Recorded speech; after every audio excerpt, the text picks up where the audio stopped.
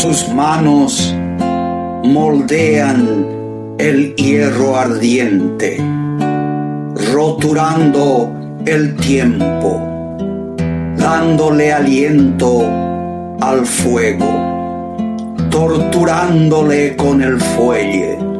Sus manos de herrero intacto, independiente, fundamentado por el oxígeno, construye su victoria con electrodo infinito.